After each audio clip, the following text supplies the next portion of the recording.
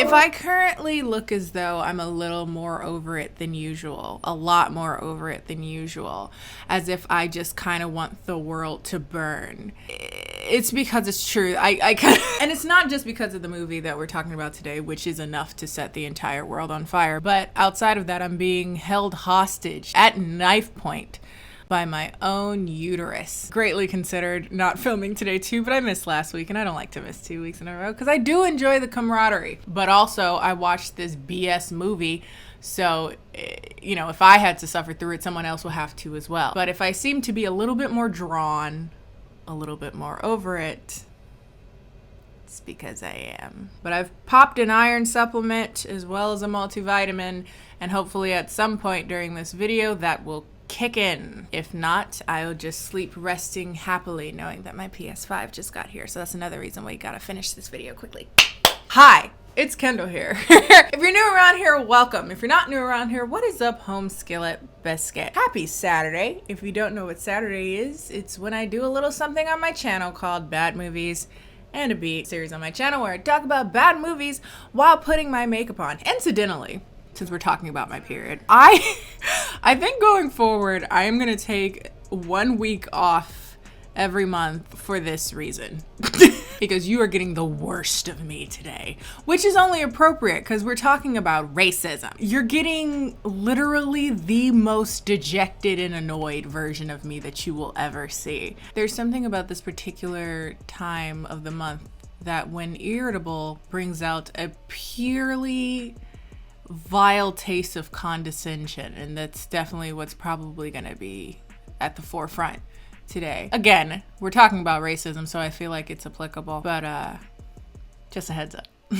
So if you don't see me one random week out of the month, that is 9 times out of 10 probably why. Last time we were here, we had the pleasure of unpacking the second movie in the 50 Shades of Grey series, called so befittingly 50 Shades Darker. I gotta say, man, those movies are so effortlessly funny. I can go on and on. They're just constant. They're such great material. Just for over 30 minutes. Just going. If you haven't checked out that video, feel free to check it out up above, or you can check it out in the Bad Movies in a Beat playlist. So today, speaking of me having to take some time off a bit, I don't think y'all realize how tiring some of this shit really is, because I needed a second. I needed a minute to myself after watching this one. Truly draining in a very palpable, physical, visceral way. Y'all like to watch me suffer. This is probably one of the most painful, one of the cringiest, crawling in my skin, shout outs to LP, viscerally painful blackaboo bullshit fantasy on Twitter, because that's where y'all hate me most. Someone sent me a tweet that said something along the lines of, hey, have you seen that movie with Jay Park, Jay Boog, and Lil Fizz from B2K in it?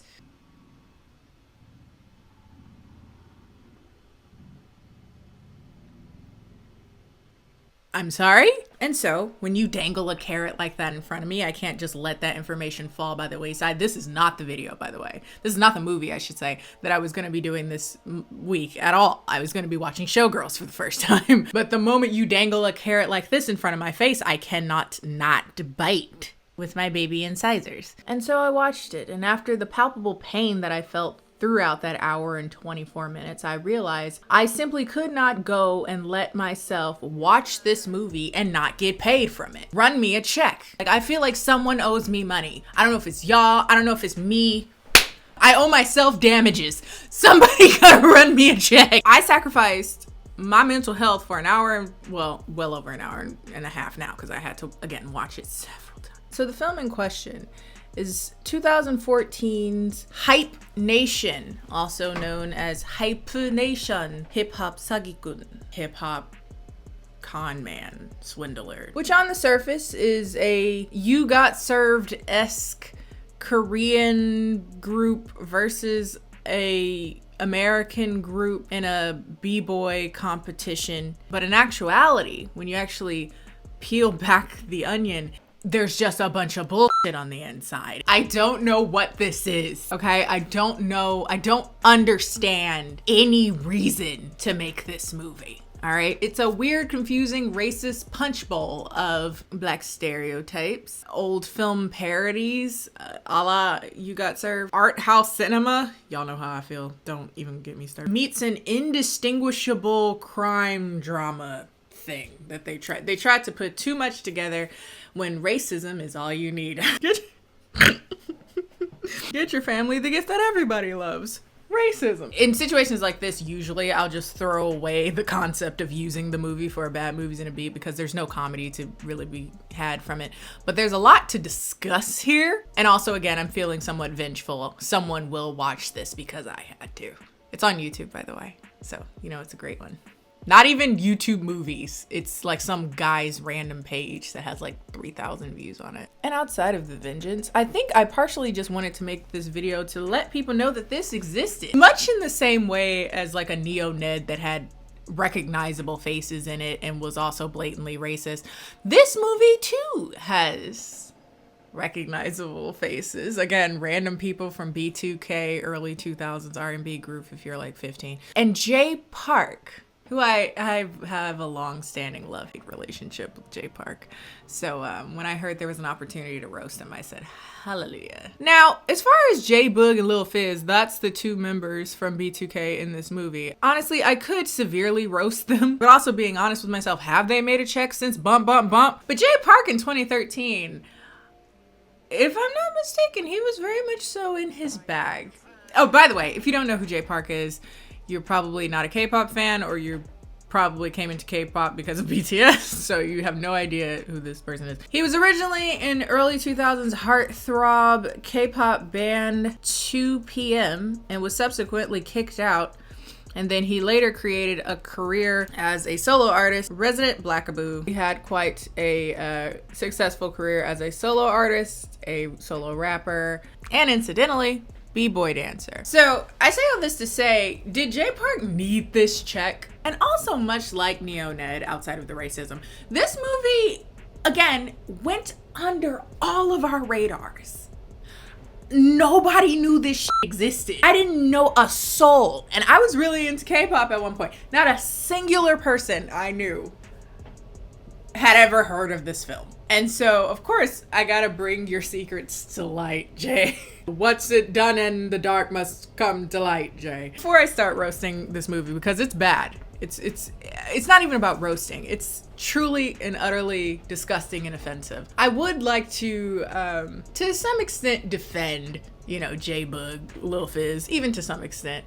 Any celebrity, well-known celebrity that's taking part in this movie. Any part that they're in is almost like a completely different story than what the entire movie is about. So I will give them the benefit of the doubt that maybe they didn't know they were walking straight into like a hyper racist. They just did their shots. He went on to do other concerts. He comes back, sees the whole movie, and he's like, wow, oh my God. And that's why we've never seen it.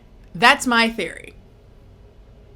Or it could just be because it's a really shitty movie and nobody wanted to watch it. But alas, without further ado, this is Hype Nation 3D. So according to its description, the movie is about a Korean American by the name of Jason Lee, after the actual writer of the film, the creator of the screenplay, who is also named Jason Lee. You were proud, weren't you? This is my moment. This is my moment to shine. You will never live this down. Why would you? Why would you want to? This is your legacy. Spoiler, Jason's not a great guy.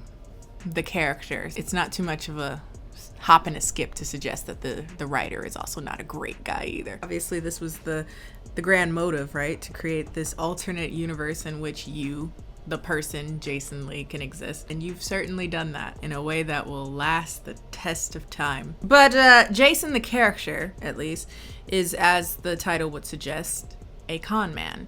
And the movie actually isn't really about this breakdancing stuff that everyone kind of talks about at first. That has nothing, I mean, it's an element of the movie, but it's less important. Actually more so about this guy making a movie about B-boys, which is the movie that Jay Park and the B2K dudes would be in. So it's like a movie in a movie. It's a movie about a guy making a movie, but it's actually not. It's about people chasing a guy who said he was making a movie about b-boys but swindled everybody out of their money when making said movie. And as confused as you are, imagine walking in blind, which is what I did. The film begins, and the literal first words out of anyone's mouth is a slur.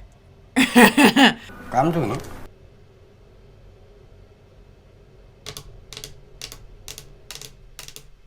Which, oh so conveniently, whoever translated the subtitles just simply translated it into something much more neutral and benign as the term African American, which it is not. But yes, it means exactly what you suspect that it means. As I said in the Neo Ned movie, I can't help but sit there and imagine the non-black person who is writing in a script racism. And maybe even less so than Neo Ned. That movie, for better or worse, was about racism. So to completely take racism out arguably would make it inauthentic. I think he shouldn't have made the movie in the first place, but I digress. This movie has nothing inherently to do with being racist. Just people just are. I just can't help but sit there and think of the undoubtedly non-black person who was sitting there. This is going to be played in Korea. The niggers will be none the wiser.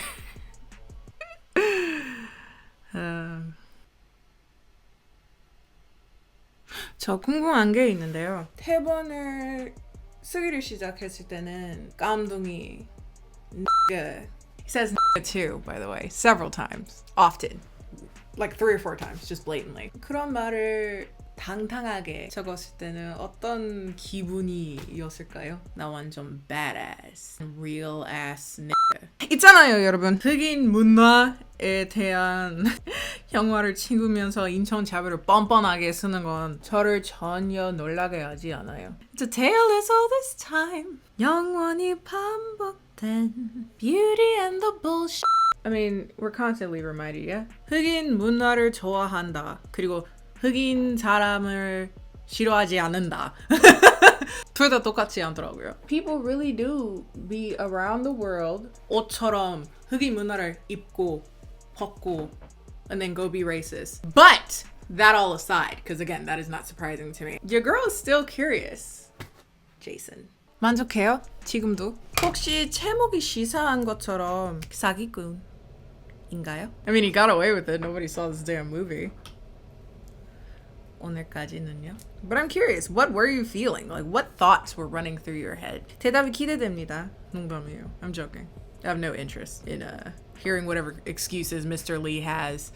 Not that he would give me, a meritless 깜둥이 on the internet, the satisfaction. But outside of this scene, this opening with blatant racism, fret not, it will be all throughout the movie if you were wondering. But outside of this movie and this scene and all scenes of this movie really relishing off of just micro, macro, objective, subjective, anti-black racism. Outside of that, if you somehow can get outside of that, this scene is just incredibly difficult to follow. What I gathered after I believe the second viewing is that these are investigators that are all for some reason looking for Jason Lee, or a man referred to as Jason Lee, Korean American, now in Korea, who has been reported missing by his first love, a half black girl named Stella, who when they first showed her, they did not put her in good lighting. She looked like she was doing blackface. It would not have surprised me. Now the offense is simply that y'all didn't put her in the best lighting. Keep your expectations incredibly low. They at least didn't do blackface. And also went missing according to Doctor, who is a Korean woman who lived in Germany. How they met, was he living in Germany? Was she living in the United States? And also how she's having him missing in Korea, even though he doesn't live in Korea. Usually, the least of the things that make sense of this movie, whatever. But they're looking for him because they filed a missing persons report, but apparently they're also looking for him because he's wanted for embezzlement. So are they looking for him because he's missing? Are they looking for him because he's wanted? They, again, don't really well plan this out. The embezzlement, by the way, is in regards to his crappy aforementioned B-Boy story movie that he's trying to get underway, along with his crew of associates who we are swiftly introduced to. While literally the shittiest music, Korean, English, or otherwise, I've ever heard. I'm short-circuiting. The music is so bad. Like, bad in an astoundingly awful way. And apparently it's all done by the guy who plays the character. He's actually a rapper by the name of Roy Flush. I hope you aren't rapping. I hope enough years have passed that you've given that up. I hope you work at a Walgreens. I hope you got a paper route. I hope you got something. I hope you're doing anything other than making music. So this ragtag team of people get together and they're in a restaurant, and for the next like 6 to 8 minutes, or at least what it feels like, they just start arguing with each other about what Hyori's 10 minutes is about. If you don't know who Hyori is, think like early 2000s pop star Korea, think like Beyonce time, like when she first came out, like late 90s, early 2000s, everyone, household name, yada yada, similar vibe. Anyway, Hyori. They all get together and have just hyper aggressively gross, creepy sexual conversation around what her deeper meaning of this song is. Outside of the actual words being said, I think more disturbing is just the hyperextended, contrived, strained attempts at blaccents. All I know is when I get up in that pussy, 3 to the left and 2 to the right. You feel me? On a very serious note, it's disgusting. So, again, Jason, I hope you're also doing awful. Like, I hope you work at like a Costco and you hate your job. And then right after that, if it couldn't get worse, we have a immediately escalating, racially charged, unprovoked argument with the one black guy at the table. And I ain't scared of that dark ass looking mother.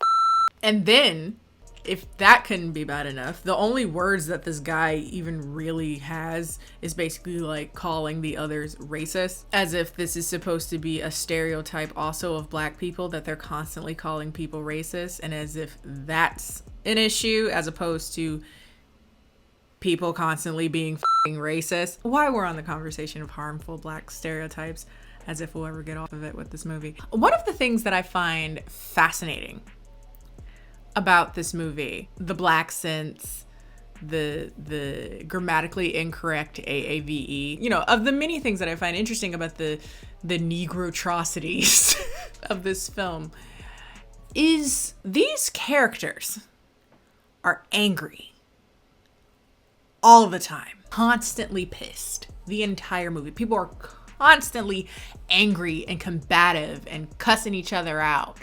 And it really cements, non-black people really do equate blackness with combativeness, right?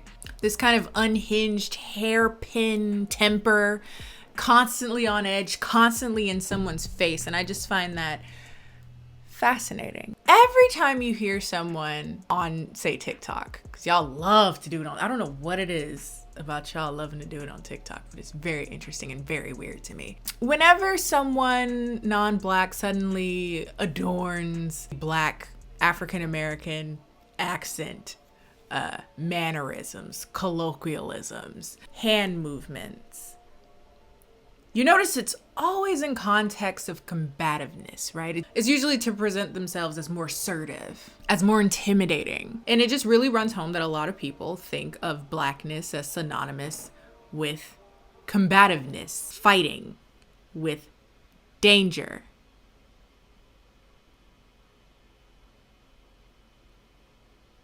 Anyway, they all get together and they talk about this movie. Yeah, they want to have Jay Park as the leader of the Koreans, B2K's J Boog, also known as J Booger when I was in elementary school, J Booger and Lil Fizzle Pop.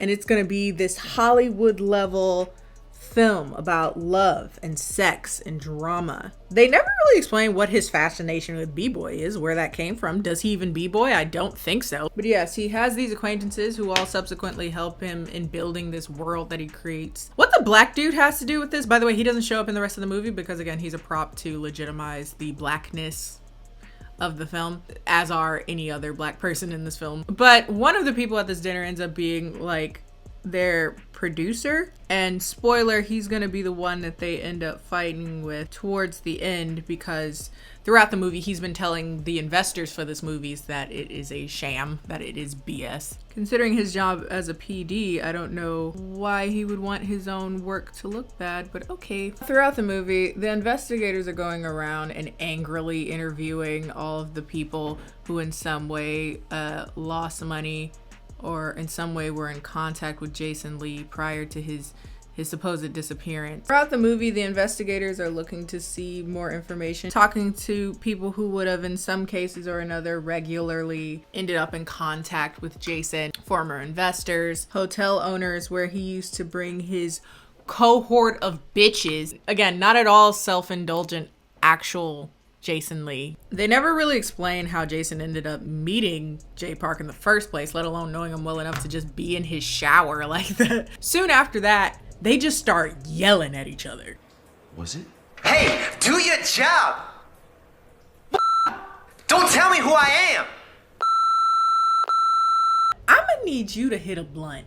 I'm gonna need you to take up yoga. Center yourself. Mind your veins. You about to have an aneurysm. He over here about to pop a blood vessel, screaming passionately at, to all accounts, a still dripping wet naked man. Now, the next scene we see Jay Booger. And this is when what little sense the movie made, it all starts to fall apart. Because you see Jay Boog dancing in a club. You figure this out later, but if you're going in blind, you have no idea what's going on. Apparently, this is the movie that they're making. But there's nothing to indicate that this is the movie. It's just suddenly you see Jay Boog in the club dancing. So you don't know if he's just here for vacation. Especially because they've already made Jay Park a real life figure by referring to him outside of the film, right? So we're not knowing if this is how he recruits Jay Booger or if this is the actual film. So much later I realized, oh, this is the film within the film. And what they'll do throughout the movie is integrate this b-boy movie throughout, which makes this already really hard to physically sit and watch movie even more difficult to consume. So there you go, there's that. Back to reality. So not in the movie, this is real life. The investigators come to talk to the girl that was dancing with Jay Boog in the movie. So she's an actress. And they're like, hey, do you know where Jason Lee is? Because again, they're going everywhere asking, does anybody know where he is? And she's like, no, he's a weirdo. He's a psycho. He came into my sushi store and ate an entire whole live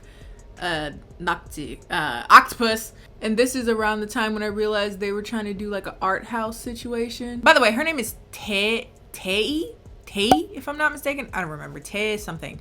And she was like, well, you could look at how he ate octopus and knew how he was with the pussy, which you're gonna have to help me with that one because I have no idea. I mean, my pussy does not squirm on its own accord. But hey, every day we coming out with new talents. I don't know, maybe the suction, I could see that would be beneficial. So after talking about how much of a ladies' man he is, we are swiftly pushed into a scene with him dancing with a bunch of old ladies. Which, I see nothing wrong with that. You can be a bad bitch and be in your 60s. From birth to death. Young one, you a bad bitch.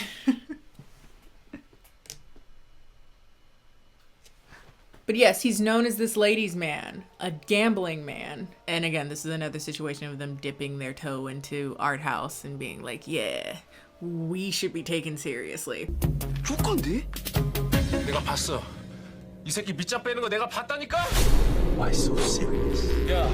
Jay Booger is still dating the girl who in real life works as a sushi chef. Jay Park's friend sees them together, and Jay Park apparently is mad about that. Does not very well explain why, but apparently Jay Park is her brother. If we want to be charitable and assume it doesn't inherently have anything to do with him being black, her dating his b-boy dance rival. Don't see him anymore. He's gonna get it. 그냥 댄서야. 야, 정신 차려. 다시 만나지 마, 알았어? 내 눈에 한 번만 더 뜨면 걔 죽여버릴 거야, 어? Jay Park is like 5'5", all right? I saw him in person once. I saw him in person once when I was staying at this hotel, and he was sitting on the couch, and I'm like 90% sure his feet were dangling. When I see this, again, no shame. Love y'all short kings, unless y'all got short dude personalities. But in Jay Park, yeah, he strikes me as someone having that like short dude personality. Anywho, but seeing him be this aggressor is just laughable. I'm sorry, it's hilarious to me. So the investigators end up talking to another person that ended up being an actor in the movie. Again, the guy who played Jay Park's friend that caught his sister with J-Boog. He ends up in real life talking to investigators, right? They're like, have you seen him? When you last seen your boy? That leads him to talking to another girl who he might have dated named Sammy, who leads the investigators to another person who might be of interest named Brad. Brad is apparently another one of the dudes from the very beginning of the movie at that like lunch misogyny situation that they were doing. He's supposed to be the lawyer for Jason, especially as people are threatening to sue him for not making good on their investments, i.e. not making this movie he keeps talking about how he's gonna make. They're particularly mad at the guy with the glasses who was telling everybody that essentially the whole thing is a sham, so don't invest your money anymore. The PD guy. Side note, lawyer dude's kind of fine, but he's in this movie, so knocked down like -100. And you need to stop these actresses on set. You're gonna get someone sued. Somebody's gotta these girls.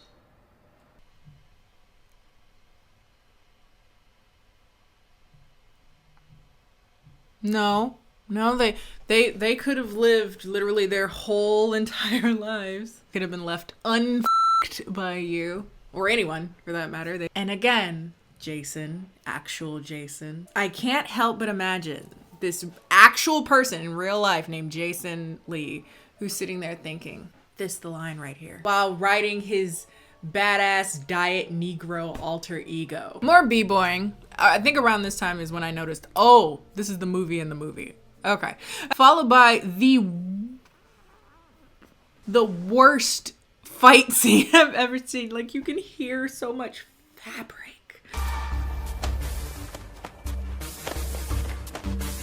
Rustling of denim. And then Jay Booger and Tay are talking, and they don't think to turn down the music, so I don't know what the fuck she's saying. And then they kiss. Back in real life, they eventually get around to interviewing Stella, his first love. And I love how I'm left to assume that the reason why he's living in this splendid fantasy of his is because his first love was half black.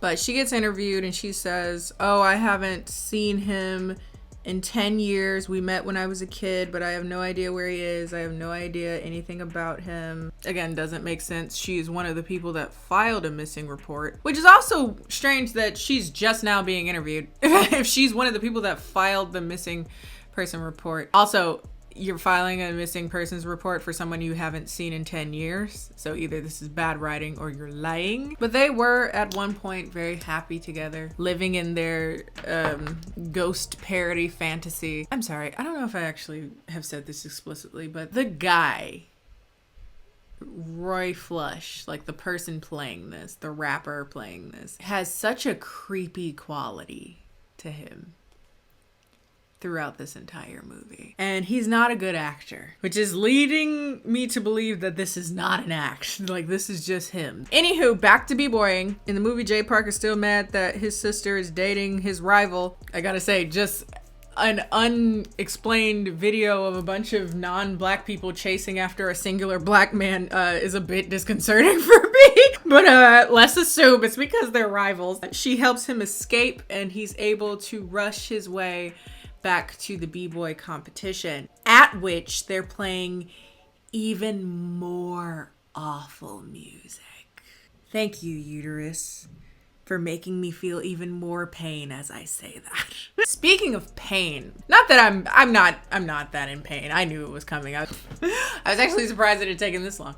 Around the 45-minute mark, while everyone's b-boy dancing and whatnot and listening to this terrible music, that's when I hear the first official N-bomb.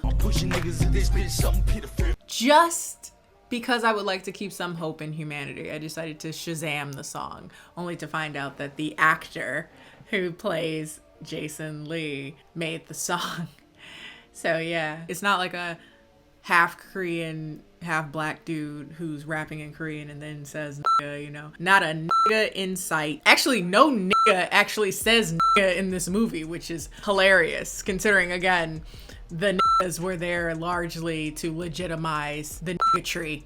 But,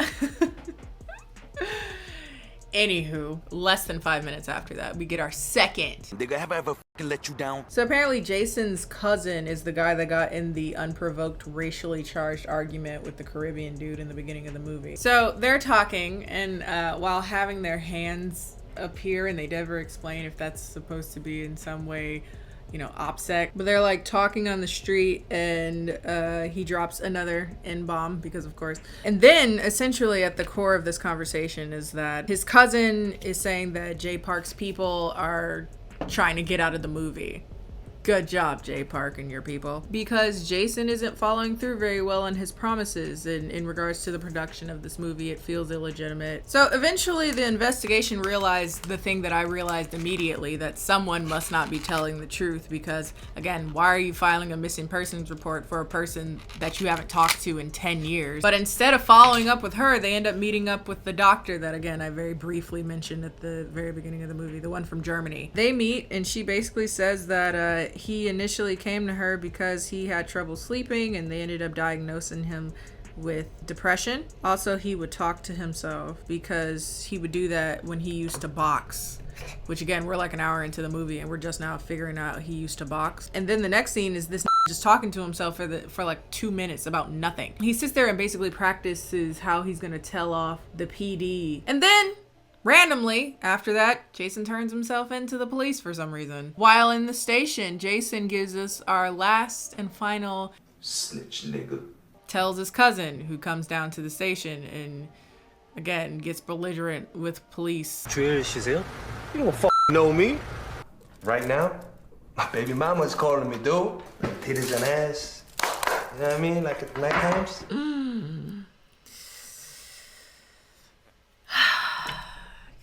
All you need to get from this conversation is that apparently they've been looking for Brad the lawyer when they should have been looking for Brenda, who I guess is the doctor. The police signed for some reason for him to be let go and just sent to a mental hospital. The captain of the police force is going to drive him down along with his doctor to go to the mental hospital. But before he leaves a VHS tape at the police office in 2013. Like they don't act as though this movie was taking place in the 90s. It was anyway. That VHS tape is the movie Hype Nation 3D.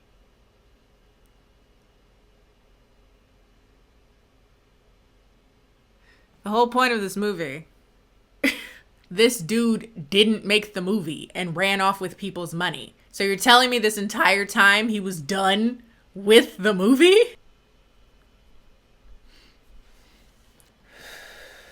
My uterus. Calm down, girl. Calm down. Then they do a flashback to 4 years prior. Apparently that was when Brad, the lawyer, and Jason met each other because apparently he was working at a VHS store in what would now be 2010? 2009.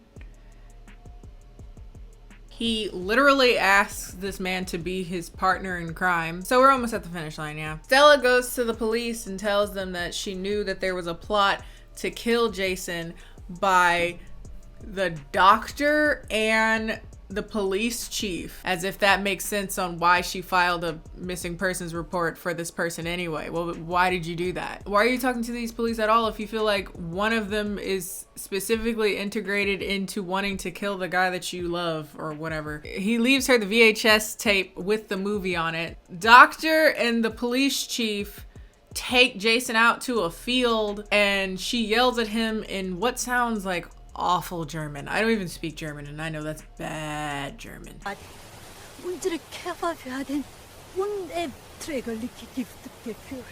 And he calls her a Nazi bitch. From what I garner, the issue here is that she also, you know, he's a ladies' man. He was fucking everybody. She also, in some degree, had a relationship with him and got mad at something. What she got mad at, I don't know. And somehow she was in cahoots. Again, we never learn how, with the police to find him and kill him. By the way, as a side note, we never figure out who won that b-boy competition. You forgot that was even a part of the movie. And then the cherry on top is that they essentially ended by saying this is based on a true story. Like the court case that's around, I assume, the fraud of making this movie, which is the least interesting part of this, is actually still ongoing in California. So you thought you were watching and imagining, and that's the end of the movie. Now, as I round out the end of this movie, again being pinched by my insides, I have very little opinion-wise to say about the movie. I feel like obviously it was trash. I don't feel like that's an interesting conversation at all. What I think is more interesting is to have a bit of a conversation about anti-blackness, particularly among Asians in this context. For those of you that are newer to my channel, you may not be aware that my channel actually started off with me, the very beginning started off with me wanting to use it as a method to learn Korean. The beginning years of this channel literally had nothing to do with beauty. And if you've noticed over the years, I've slowly just been more and more disincentivized from making content that's heavily focused on Korea. And I don't know if I've ever explicitly said this is a big part of why, but hello, this is a big part of why. I got to the point where I was no longer interested in placating myself to make those that cosplay blackness comfortable. This like black alter ego shit is very prominent in Asian circles. So I mean non-black circles in general, but I'm speaking from this particular context. So I've met a lot of people who like to put on blackness as a sort of aggressive, sassy, often violent, combative, angry alter ego. A caricature, a costume. On the weekdays, I'm a banker, and on the weekends, I'm a nigga. Asian communities, particularly ones abroad, so outside of the United States, get away with it. As a person that did spend a lot of time in these spaces, I've heard the rhetoric claiming ignorance amongst Asians. You know, it's not meant to be racist. They just don't know any better, which I find incredibly belittling to both black people and Asians. They're not children. They're not stupid. You go to any club in Korea that's playing hip hop music and let the N-word drop. Make eye contact with somebody as a black person and watch the fear. Watch the quick, I didn't say anything. I didn't say it. I didn't say it. I wouldn't say it. I feel like it's incredibly offensive to both black people and Asians to sit there and act like people are mindlessly anti-black. People here and abroad are consciously anti-black every day. One of the things that I think back on and actually have a lot of regret for is that I had a lot more patience. I very much so did subscribe to a lot of black respectability politics, you know what I mean? Like, I am the one that you can talk to. I am going to bridge the gap, you know what I mean? I had the ability to spearhead the end of racism. Let's all do the Dougie together. And I really did subscribe to that notion that that was my job to do in the pursuit of like cross-culturalism. One of the things that I've really like reflected on in this like forced isolation period of the last like year, well, it's been more than a year, but like about whenever I stopped making largely Korean related content, so about maybe a little longer than 2 years, and when I was slowly leaving out of it, I realized how much that doesn't serve the purpose of inciting respect for black people or for the benefit of this kind of nebulous idea of cross-culturalism, if that has a meaning in any material way. And since I have kind of largely vacated this particular part of the internet, I have noticed that a lot of the issues that were going on still incredibly pervasive today. I mean, in this case, we're talking about like Korean related stuff. So in this case, everyone kind of gets that there's a community that likes K-pop, so K-pop fans, right? And I've talked about this again in the Neo-Ned video, searching for this validation from, in this context, let's say K-pop idols. These people are applauded for saying that they would date a black woman, as if liking a black woman is such a feat. You know, a challenge. Like, God, what an undertaking, finding a black woman attractive. You know, and now that I'm looking at it as like a 26-year-old looking on the outside, you know, I can really see how damaging that type of interaction with other cultures is. So I realized I didn't really expand on what I meant by interaction. I'm referring to the sort of phenomenon of black people, largely young black women, willingly bringing down the standard of what it means to be pro-black. So I will whittle my standards down for what appropriate interactions with me and my blackness will be. Take Exhibit A, Kai and the Bedazzled Do-Rag. Again, I'm not super into K-pop anymore, but I know who Kai is, and I noticed that the conversations around this were very split. There were a sizable amount of people who were offended and uncomfortable with it. Even more so, I found a lot of people that either A, thought nothing of it, or applauded him for looking good, B, just roasted him for wearing it, but otherwise didn't feel particularly impassioned, or C,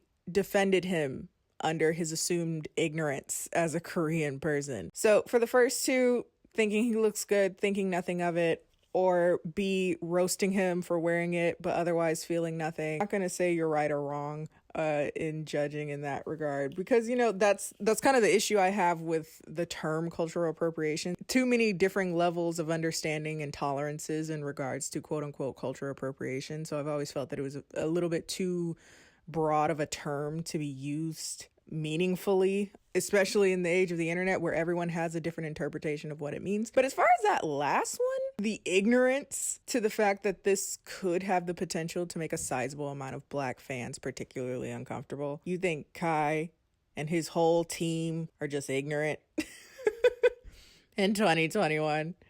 Yeah, I don't know about that one. At some point as I got older, I stopped being comfortable with, or even impressed by, if I'm going to be honest, non-black people that perform blackness or perform pro-blackness or perform pro-inclusion.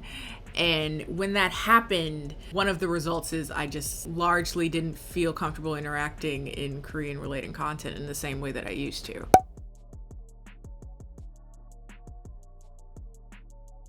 Anyway, I'm rambling. I say all that to say nothing I say is going to stop anti-blackness in the Asian community or anti-blackness anywhere. Nothing I do or say is going to convince the Asian community to view and understand black existence outside of costume and performance, alongside, again, being feverishly anti-black. I don't feel as though I have anything more to add to that conversation, especially after the whole like black square activism of last year. If you choose to ignore those things, especially in 2021 after the year that has happened, I'm not foolish and naive enough to believe that anything I say will change that. My message is instead for black kids who want to broaden their experiences and want to travel and learn new languages and experience the world and appear in the world in that way, of course, outside of a pandemic. I just have some little food for thought. One is that people all over the world know how to disrespect black people. I don't know how, as a collective, the narrative of people not knowing any better got around in relation to anti-blackness when traveling abroad. They know better. Some people just do be racist. I'm not a fan of not holding people accountable just because they're from another country. Like, you can still be like, hey, that's inappropriate. Two is don't be easily swayed by people that love black culture. Again, I find that that's very common, especially in areas where black culture isn't inherent to the location. For instance, Korea, right?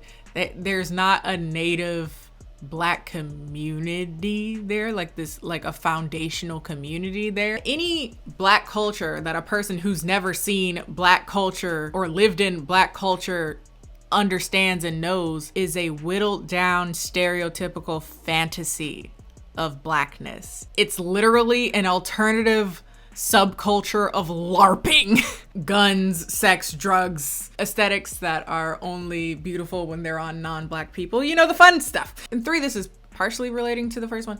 You still have the right to show up anywhere in any location, unapologetically your identities. Okay, that's all for today, folks. This will be my last like overtly racist movie. I have no interest in doing more of these movies. Please stop recommending me LaQuisha, because that was another one people keep recommending to me. I find no fun in these. I find no comedy from them. I find them greatly and deeply disturbing. If you want to watch something about the movie without watching the movie, feel free to watch Mac Does It's video on it. I think that would be very entertaining. If you like this video, feel free to like this video. Follow me on all my social media, Instagram, Twitter, both of which are KennieJD, and I will see you guys next time.